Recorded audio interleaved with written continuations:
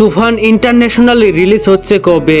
ঈদের দিনেই ইন্টারন্যাশনালি আসবে তুফান, এমন সম্ভাবনা কি রয়েছে? সবকিছুর বিস্তারিত নিয়ে আজকের এপিসোড। তো চলুন মূল গসিপে। শাকিব খান অভিনীত তুফান মুক্তি পাচ্ছে আসন্ন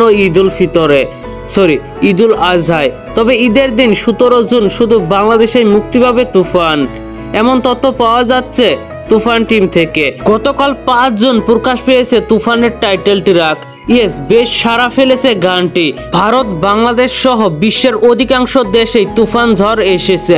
এখনো 24 ঘন্টা না পেরোতেই বাংলাদেশের চরকি ইউটিউব চ্যানেলে তুফানের টাইটেল ট্র্যাক 1 মিলিয়ন ভিউ অতিক্রম করেছে।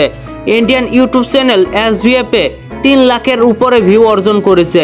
এইটা সত্যি তুফানের বড় ঝড়।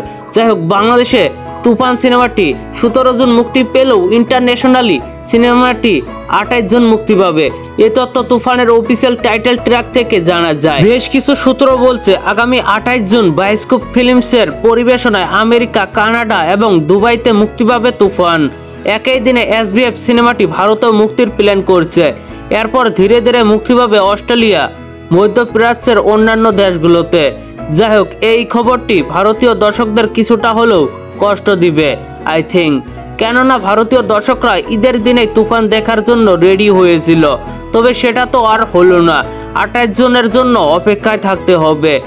তবে এটাও কিন্তু অজানা, তুফান কি শুধু ভারতের কলকাতায় মুক্তি পাবে নাকি আসামের মাটিতেও মুক্তি পাবে, এটাও কিন্তু আমাদের মাঝে একটা ধোঁয়াশায় রয়ে গেল। তা জানার জন্য আমাদের আরো কয়েকদিন অপেক্ষা করতে হবে। এই ভিডিওটি বেশি বেশি করে শেয়ার করে রায়হান রাফির চোখ পর্যন্ত নিয়ে যান, যাতে সে জানতে পারে আসামের দর্শকরাও তুফান দেখার জন্য অধীর আগ্রহ নিয়ে বসে আছে। তো ভিউয়ার্স, এই ভিডিওটি আপনাদের কাছে কেমন লাগলো অবশ্যই নিচে থাকা কমেন্ট বক্সে জানাতে ভুলবেন না। ধন্যবাদ পুরো ভিডিওটির সঙ্গে থাকার জন্য।